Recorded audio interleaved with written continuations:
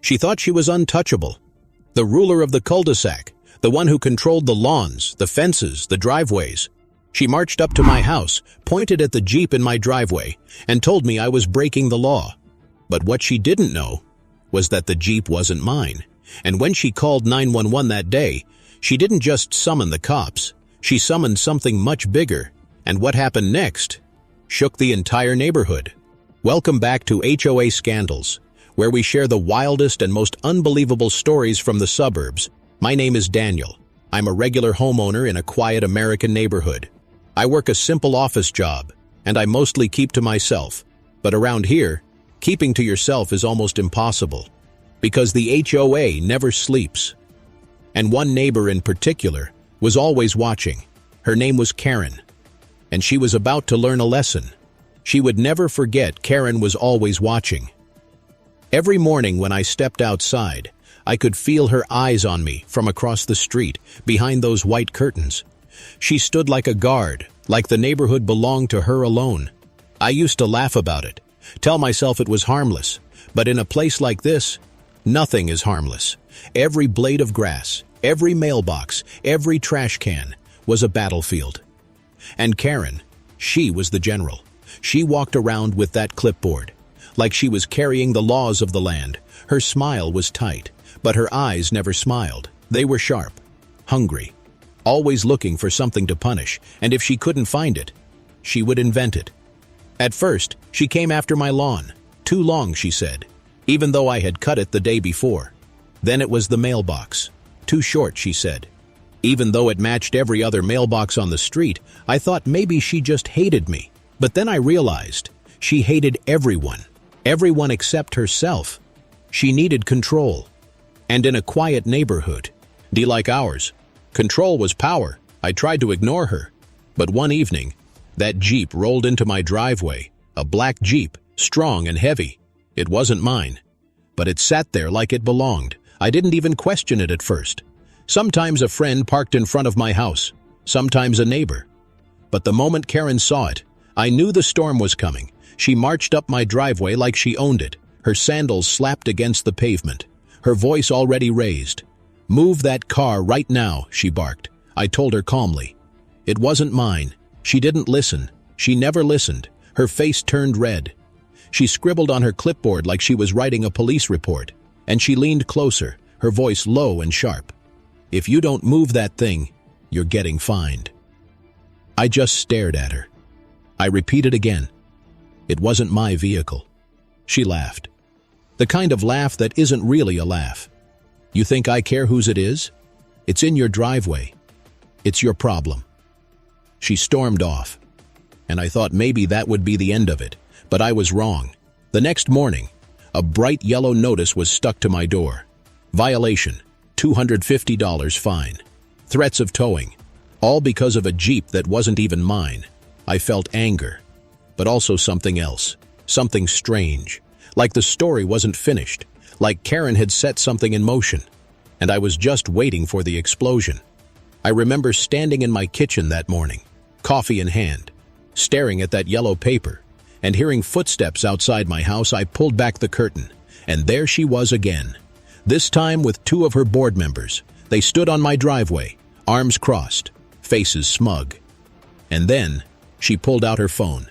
I opened the door just as she pressed 911, her eyes locked on me, cold, triumphant. "I'm calling the cops," she said. And she said it like it was the final move, like she had already won. But deep inside, I knew she had made a mistake, a big one. Because that Jeep didn't belong to me, and it didn't belong to anyone she knew. It belonged to someone she could never control, not even in her wildest dreams. I watched her speak into the phone, her voice loud, dramatic, telling lies about suspicious vehicles and dangerous neighbors. Her friends nodded behind her. They loved the show. The petty drama of suburbia turned into a stage play, and Karen was the star. But the curtain was about to drop, and when it did, it wouldn't just fall on me, it would fall on her. I stood there quietly, not arguing, not defending myself, just watching. Because sometimes silence is stronger than words, and sometimes the loudest people are the ones who get burned the fastest, as her voice echoed across the street. I couldn't help but wonder, what would happen when the cops arrived? Would they find me? Would they tow the Jeep? Or would something far bigger walk into our little neighborhood stage? I stood on my porch. The sun was rising over the cul-de-sac, and Karen's voice cut through the quiet like a siren. Her phone was pressed to her ear, her tone dripping with fake fear. "There's a suspicious vehicle, blocking a driveway. Dangerous situation." Her two friends nodded like soldiers. One crossed his arms, the other scribbled something on a notepad. They looked so official. But it was all an act, a neighborhood theater play, and Karen was desperate to be the director. I leaned against the doorframe, sipping my coffee. Every part of me wanted to laugh. But I didn't. Because in this neighborhood, laughing at Karen was dangerous. She fed on drama. The more attention you gave her, the bigger she grew. Minutes passed, and the street grew quiet again. Only the faint sound of birds and Karen's whispers into the phone. Neighbors peeked through blinds. A curtain moved here. A door cracked open there. Everyone was watching, because when Karen made a scene, the whole block became an audience. I glanced at the Jeep. It sat in my driveway like a silent beast, strong, heavy, quiet. It didn't move. It didn't shine. It just waited, and I couldn't help but wonder, why was it there? Who parked it, and why hadn't they moved it yet? The air felt heavy, like something was about to happen, and then I heard it, the low rumble of engines in the distance. Not one, not two, but several. Karen's eyes lit up. She whispered, "Finally," into the phone. Her body stiffened with victory. Her friends straightened their backs. This was her big moment, the moment she proved to the entire street that she was the queen of the HOA. Black SUVs turned the corner. Not the white and blue patrol cars she expected. These were darker, heavier, meaner. Their engines growled as they rolled closer. Lights flashed, red and blue strobing across the quiet houses. Karen gasped. Her friends whispered. The neighbors leaned further out from their windows. It was no longer just HOA drama. It was something else. The SUVs stopped in front of my house. Doors opened in perfect sync, and out stepped men in black suits, tall, clean, sharp. Their shoes hit the pavement like thunder, and the air shifted. Even the birds went silent. Karen froze for a moment, then recovered quickly. She rushed forward, heels clicking. "Officers! Over here. The problem is right here." She pointed at the Jeep, then at me, her voice rising in fake authority. "This man has an illegal vehicle. It's a danger to the community." The men didn't even look at her. Their eyes scanned the Jeep, their hands adjusted badges clipped to their belts.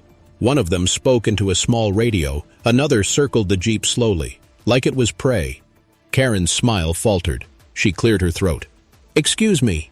I said the problem is him. His car." She jabbed a finger toward me. But again, no one looked at her. I stayed silent because I was starting to understand. This wasn't about me. This wasn't about Karen either. It was about the Jeep. The tallest agent finally spoke. Deep voice. Calm but heavy. "This vehicle is ours." Karen blinked. "What?" she stammered. The man repeated, slower this time. "This vehicle belongs to us." Her face turned pale. Her friends shifted nervously, and the neighbors gasped. You could almost feel the gossip spreading like wildfire, through texts, through whispers, through every crack of every door. Karen shook her head. No. It's in his driveway. It's breaking the rules." She sounded smaller now, weaker. The agent turned his head slowly, for the first time. His eyes locked on her, and when he spoke again, it was like a hammer dropping. "Ma'am, this is federal property." The words hit her like a slap. She stumbled back a step. Her friends exchanged panicked looks. Even the neighbors ducked back behind their curtains, because everyone knew Karen had just called the cops on the federal government. One agent held up a badge. The gold caught the morning light. FBI, clear as day.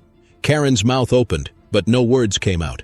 Her face went red, then white, then red again. Her little clipboard trembled in her hands. The tallest agent leaned closer to her. "You interfered with a federal operation," he said, his voice calm, but cutting. Karen's knees seemed to wobble. Her friends slipped away quietly, like rats leaving a sinking ship. I stood frozen. Half of me wanted to cheer, the other half couldn't believe it was real. Karen, the woman who fined me for leaving my trash bin out 10 minutes late, had just tried to fine the FBI. The agent turned to me briefly. "Sorry for the inconvenience," he said. I nodded, but my mind was spinning. Inconvenience? This was the greatest show the cul-de-sac had ever seen. Karen stammered, I didn't know. I was just trying to..." But the agent cut her off. "You made a false emergency call, and you disrupted an active case." Her clipboard slipped from her hands and clattered to the pavement. She bent to pick it up, but her hands shook too much. The other agents climbed back into the SUVs. Engines roared. To life. The Jeep stayed parked in my driveway, untouched. The tallest agent gave me one last nod, then slid into the passenger seat, and just like that, they were gone. Karen stood there alone, her face pale, her body stiff. She looked smaller than I had ever seen her, and for the first time, she had no words, no rules, no fines, no power, just silence. The neighbors finally stepped outside, slowly, carefully. Some pretended to check their mail, others watered their lawns, but all eyes were on Karen, and all whispers were about what just happened. I closed my door, sat back at my kitchen table, and stared at that yellow violation notice. It looked so stupid now, so meaningless, because the woman who gave it to me had just been crushed under the weight of her own arrogance. But the story wasn't over yet, because word was spreading fast, and in a neighborhood like ours, reputation is everything. And Karen's reputation had just gone up in flames when the SUVs disappeared down the street. The silence in our neighborhood was louder than the engines ever were. I could almost hear every whisper, every quick breath, every curtain sliding back into place. Karen was still standing there, her clipboard at her feet, her face drained of color, her hands trembling. It was like the queen had been stripped of her crown in front of her kingdom. I shut my door quietly, but inside, my heart was pounding. I wasn't scared anymore. I wasn't angry either. I was amused, because for the first time in years, Karen wasn't untouchable. She was exposed, naked in her own power games, and everyone saw it. By noon, the gossip had spread like wildfire. The mailman knew. The kids riding their bikes knew. Even Mrs. Henderson, who never left her porch, was telling the story with wide eyes. "Did you hear? Karen called the cops on the FBI." It rolled off tongues like a joke, like something from a comedy show. But it wasn't a joke. It was real. And it happened right here, on our perfect little street, when I stepped outside later that day. The stares came from every direction. Neighbors waved at me in ways they never had before. Some gave me knowing smiles, others whispered as I passed. I wasn't just the guy with the Jeep anymore. I was the guy who survived Karen and watched her fall. Karen, though, she didn't show her face. Not that afternoon, not that evening. Her blinds stayed shut. Her car didn't move. The queen had gone into hiding. But power doesn't disappear quietly. It rots, it crumbles, and when it crumbles, it makes noise. 2 days later, the HOA board had an emergency meeting. Of course, they tried to keep it secret, but nothing stays secret in this neighborhood. People whispered outside the clubhouse, leaning against their cars, pretending they were on a walk. Everyone wanted to know, would Karen survive this? I didn't go to the meeting. I didn't need to, because within an hour, the news spread. Karen had tried to defend herself, saying she didn't know, that she was only protecting the community. But the board wasn't buying it anymore. They weren't afraid of her like they used to be. One of the board members even said out loud, "She embarrassed us all." And just like that, the cracks began to show, the fines she had issued, the rules she had invented. Neighbors started challenging them. One man refused to pay a lawn violation. Another ripped down the HOA-approved mailbox and replaced it with a bright red one. And for once, nobody stopped them. The power Karen loved so much was slipping through her fingers, and she couldn't grab it back. I saw her one morning. She stepped out of her house quickly, head down, her hair messy, her face pale, no clipboard, no smug smile. Just a broken woman trying to get into her car without being noticed. But she was noticed. Everyone noticed. And nobody looked away. The kids whispered when she passed. The moms on their morning walks gave her cold stares. The dads mowing their lawns turned their backs on her. She wasn't the queen anymore. She was the joke of the block. It didn't stop too. Here, within a week, letters started arriving. Not for us. For her. Official envelopes with bold government seals. I only saw them because the mailman couldn't resist talking. "Looks like Karen's got herself in trouble," he said with a grin. And I believed him, because when you call the cops on federal agents, it doesn't just disappear. The tension on the street was electric. People gathered in small groups at night, sharing stories, laughing quietly. Some said the feds had questioned her. Others claimed she was facing charges for the false call. Nobody knew for sure, but everyone wanted to believe it. And me? I just watched. I had spent so long being her target. The man with the trash bin. The mailbox. The lawn. Now she was the target. And the neighborhood was finally free to aim at her. But here's the thing about power. When it dies, it doesn't go quietly. Karen wasn't going to vanish without a fight. One afternoon, she showed up at my door. I'll never forget the sound of her knock. It wasn't strong.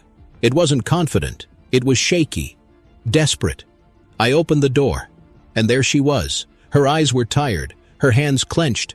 She tried to smile, but it looked wrong. "I think we got off on the wrong foot," she said softly. The same woman who once threatened to fine me for weeds was now trying to act friendly. It was almost funny. Almost. I didn't invite her in. I didn't even step aside. I just leaned against the doorframe and waited. She rambled on about misunderstandings, about trying to do her best, about community spirit, but her voice cracked, and I could see it. She wasn't here to make peace. She was here to save herself, because if the neighborhood turned on her completely, she was finished, and she knew it. I told her one thing, simple words: "You did this to yourself." Her face froze, her fake smile broke, and for the first time, she looked afraid. She turned without another word and walked away. And as I watched her go, I realized something important. Karen wasn't the villain anymore. She was the warning, the story people would tell when they whispered about power gone too far. The HOA would survive, but Karen was done. And yet, I couldn't stop thinking. If the Jeep hadn't been there that night, if the agents hadn't chosen my driveway, if fate had been just a little different, would Karen still be ruling over us? Would she still be fining me for grass and trash bins? Would I still be her victim instead of her witness? The neighborhood should have been peaceful after that day. The morning walks, the smell of fresh-cut grass, the sound of kids laughing on bikes. But it wasn't peaceful, because Karen wasn't gone. She had disappeared for a while, hiding in her house, blinds shut, lights dim. But when people like her taste power, they don't let go so easily. They claw at it, bleed for it, twist for it. And Karen was no different. It started with the letters, not yellow violation slips anymore. These were printed in bold black ink, stamped with the HOA logo at the top, and stuffed into every mailbox on the block. She called it the Community Safety Initiative. Pages of rules, brand new ones, driveway guidelines, noise restrictions, even rules about what color curtains you could use in your windows. It was absurd. It was desperate. It was Karen. Neighbors laughed. Some ripped the letters in half right there on the porch. Others tossed them into the trash. But Karen wasn't laughing. She doubled down. She started walking the streets again. No clipboard this time, but a thick binder in her arms. Every time she saw a car parked wrong, she scribbled. Every time a lawn looked dry, she scribbled. Every time a neighbor rolled their eyes at her, she scribbled. But here's the thing. Nobody was afraid anymore. The spell was broken, the queen was dethroned, and all she had left was paper and fury. Then came the legal threats. One evening I opened my mailbox and found a letter with my name bold at the top. Notice of legal action. My heart jumped for a second, until I read it. Karen Kless. I was harboring suspicious vehicles, that my property endangered the community, that I owed thousands in fines. I laughed out loud, because everyone knew it wasn't true. But laughing didn't mean ignoring, because people like Karen, they use fear as a weapon. Even fake fear can cut deep if you let it. I wasn't the only one. Other neighbors got the same letters, different words, same threats. She was trying to scare us back into line, but instead, it pushed us closer together. For the first time in years, neighbors talked. Not small talk about weather, real talk, meetings in driveways, late-night conversations on porches. We compared letters, we shared stories. We realized it wasn't just one of us she targeted, it was all of us. And something began to grow, something Karen couldn't control. Unity. A few of us decided to meet formally, not in the HOA clubhouse, but in my garage.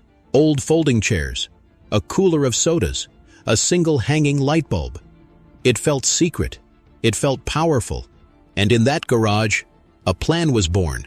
We weren't going to fight her with fear, we were going to fight her with her own rules. Revenge by compliance, every ridiculous demand she had ever written. We were going to follow them to the letter. If she said grass had to be exactly 2.5 inches tall, we measured. If she said trash bins couldn't be out more than 6 minutes before pickup, we set alarms. If she said houses could only be beige or white, we painted beige so bright it blinded. The neighborhood turned into a parody of her own creation, and Karen hated it. I'll never forget the day she stormed down the street, binder in hand, face red as fire. She stopped at my driveway, looked at my grass with a ruler in hand, measured once, twice, 3 times, and slammed the ruler back into her binder because it was perfect, too perfect. She moved on to the next house. Same thing, every lawn, every mailbox, every curtain, all exactly right. Air rules had become her prison, but she didn't quit. She called a special board meeting, and for the first time, she tried to play the victim. She stood in front of the small crowd, her voice shaking, but her words sharp. These people are mocking me, mocking the HOA, mocking order. She tried to cry, tears that weren't real, but nobody believed her anymore. A man stood up in the back, gray hair, strong voice. He said what everyone else was thinking. You don't care about order, you care about control. The room went silent. Karen's face crumbled, and that's when she lost them completely. The board voted to suspend her. Her powers, gone. Her binder, useless. And her voice, drowned out by the quiet refusal of her own neighbors. But Karen wasn't done yet. When control slips through the fingers of people like her, they find new ways to grab it back. A week later, letters started arriving again, but not from the HOA, from lawyers.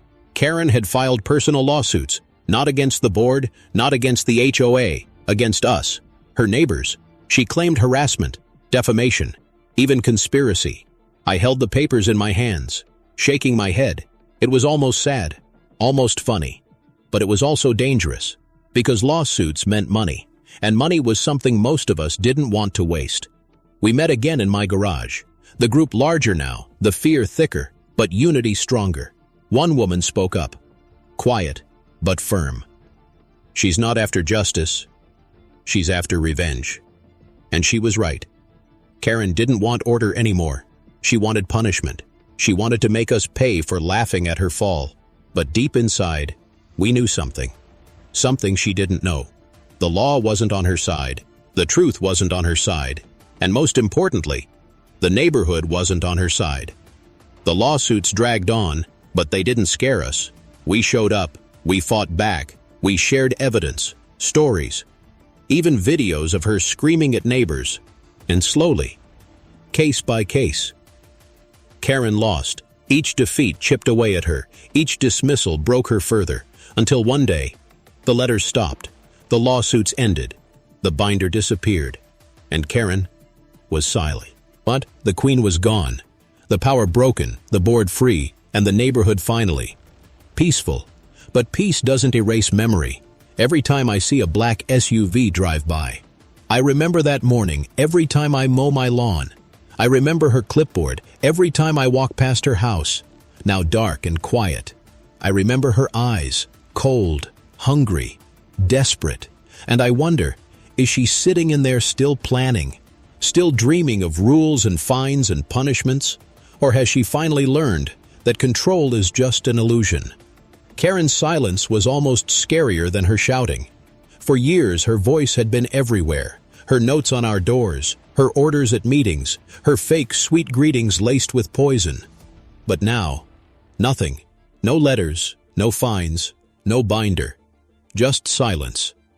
At first, it felt unreal, walking outside and not seeing her standing across the street, parking my car without her snapping photos, rolling my trash bin without her stopwatch eyes. The quiet was strange. Too strange. The neighbors whispered about her. Some said she was hiding from debt. Others swore the FBI was still investigating her. A few believed she was planning a comeback because people like Karen don't just disappear, they scheme in the shadows. One evening, I walked past her house. The blinds were shut tight, but a faint glow came from the living room. She was in there, somewhere, watching. And I couldn't help but wonder, was she watching us the way we used to watch her? Was she waiting for the perfect moment to strike again? Weeks passed. The board moved on without her. New meetings, new rules, but simple ones. Ones that made sense. For the first time, the HOA felt like it was for the community, not for one woman's power trip. Neighbors smiled more. Kids played louder. Driveways filled with cars without fear of notes. It was like the street could breathe again. But the shadow of Karen still lingered. Then, one morning, a sign appeared, hammery, into the ground in front of her house, for sale. The entire block froze. People stopped their cars to stare. Phones came out snapping pictures. It was the proof everyone needed. Karen wasn't coming back. She was leaving, the queen, forced out of her own castle. But it wasn't that simple, because before she could leave, the chaos returned. You see, Karen didn't put the sign there. The bank did. Word spread quickly. She hadn't been paying her dues, not to the HOA she once ruled, not to the mortgage she once boasted about. Her house was being taken from her, the same woman who fined neighbors over chipped paint. Had lost her home because of her own cracks. The gossip exploded. Some people laughed, others felt pity, but nobody wanted her back. I saw her the day movers arrived. She stood on the porch, arms crossed, her face hard, her eyes cold. She barked orders at the men hauling boxes like she still had power. But the truth was clear. She wasn't the ruler anymore. She was just another homeowner. Packing up her life. The Jeep in my driveway was gone long ago. The SUVs never returned. But Karen's downfall, it was bigger than anything federal agents could do. It was her pride that destroyed her. Her obsession with control. Her hunger to dominate a street that never truly belonged to her. As I watched her furniture being carried out, I thought about every note she had taped to my door, every fine she had threatened, every time she tried to humiliate me, and I realized something. I didn't feel revenge. I didn't feel triumph. I felt relief, because Karen was no longer a neighbor. She was a memory, a warning, a ghost of what happens when control consumes you. The neighborhood held a block party the week after she left, not officially, just people gathering, grills fired up, kids running free, music playing, laughter filled the air, and for the first time, nobody worried about violations or rules. We were just neighbors again, human again. I stood there, with a soda in my hand, looking down the street toward the empty house, the curtains still drawn, the grass already growing wild. It looked lonely. It looked defeated, just like the woman who once ruled it. But life has a way of moving on. New families were looking at the house within weeks. Couples walking through with realtors, kids pointing at the backyard, and the whispers began again. Not about Karen, but about who would come next. Because in the suburbs, every ending is just a new beginning. Would the next family be kind? Would they be quiet? Or would the house attract another Karen? A new queen desperate for control? I didn't know, and honestly, I didn't care. Because I had survived the worst. I had faced the clipboard queen and lived to tell the story, and nothing could scare me after that. Still, at night, sometimes I'd look out my window at that empty house and imagine her inside, still scribbling in her binder, still calling 911, still shouting about grass and mailboxes, like a ghost trapped in her own obsession, and a chill would run down my spine. Because even though Karen was gone, her story wasn't just hers. It was a story about power, about pride, about how small rules can turn into big wars, and how one person's obsession can poison an entire community. The neighbors will tell this story for years. The woman who called the cops on the FBI. They'll laugh, they'll shake their heads, they'll remember how it all fell apart. And me? I'll remember standing on my porch with a cup of coffee, watching her empire crumble right in front of her, watching the SUVs roll past her authority, and realizing that sometimes justice doesn't come from courts or boards. Sometimes it comes from fate itself. Karen's house stood empty for weeks. A hollow box at the end of the cul-de-sac. The blinds stayed shut. The grass grew wild. The paint on the trim began to peel. It was strange walking past it, like a ghost had been left behind, a reminder of everything we went through, the fines, the notes, the shouting, now replaced by silence. But silence can be unsettling too. Neighbors whispered in hushed tones, as if Karen was still inside, listening. Kids dared each other to run across her yard and bolted away laughing. But the laughter had a nervous edge because in some strange way, it still felt like she owned the place. The HOA board changed quickly after she left. Meetings felt lighter, shorter. People actually smiled. There was no binder slamming against the table, no fake smile hiding sharp teeth. Decisions were small, reasonable. A new coat of paint on the clubhouse, more benches at the park. Nothing dramatic, nothing cruel. And for the first time in years, people actually wanted to attend the meetings. They came with ideas instead of complaints. It felt like a community again, not a dictatorship, but underneath it all, there was a shadow, a quiet fear, because everyone was thinking the same thing. What if another Karen moves in?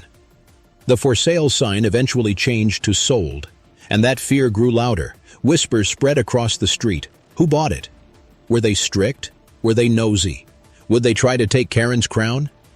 I remember the day the new family moved in, a young couple with 2 kids. The kids ran through the yard laughing, chasing each other with toy planes. The parents smiled and waved at everyone. It felt normal, almost too normal. The block sighed with relief. The kids were loud, but happy. The parents were kind, but private. And for a while, it felt like the nightmare was over. But paranoia has a way of clinging to people. I saw it in the way neighbors watched the new family, measuring them silently, looking for signs of control, waiting for the first complaint, the first note, the first demand. And I wasn't immune either.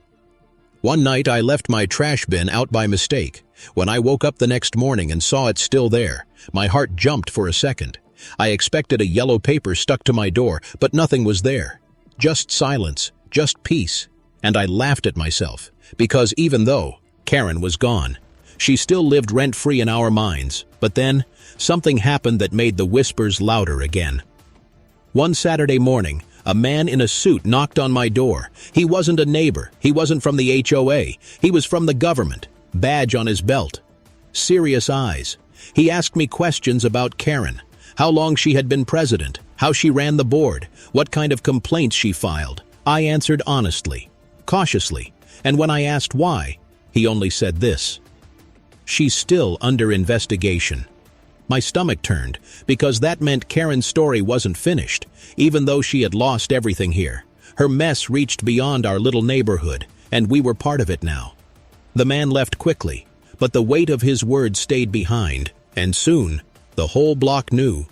Karen wasn't just a bad neighbor. She might have been breaking bigger rules than ours, rules that reached far beyond lawn height and mailbox paint.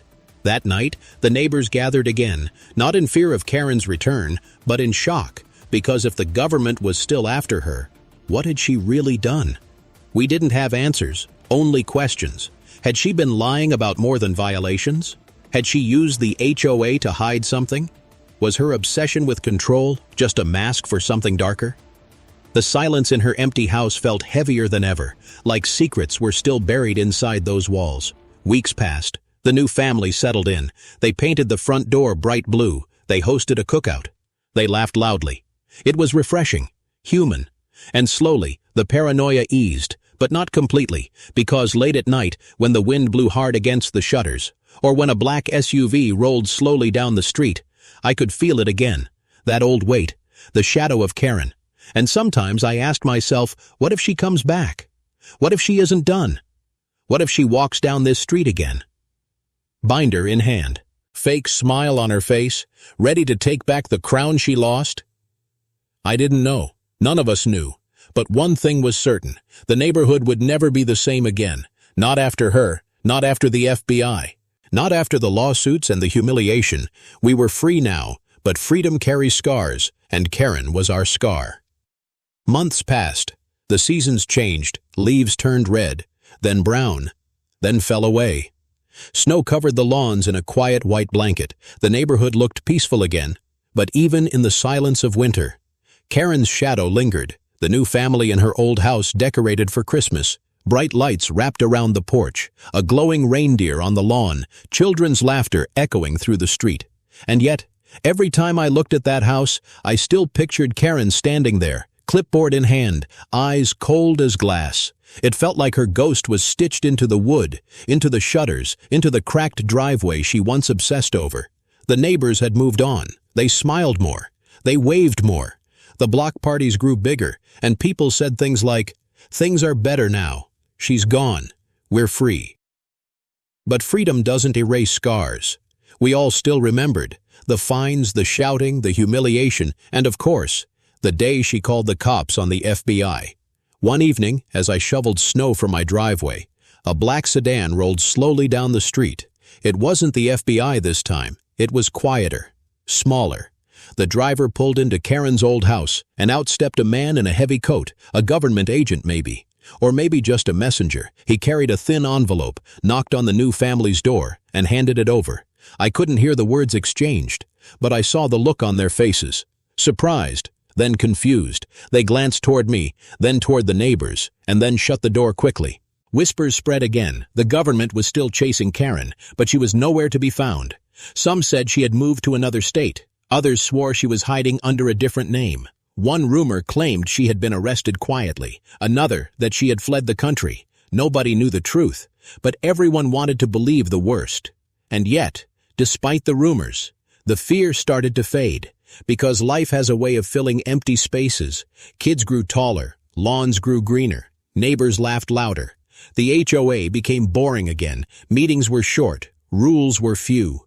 The board focused on flowers and potholes instead of fines and punishments. It was normal, and maybe that's what we needed most.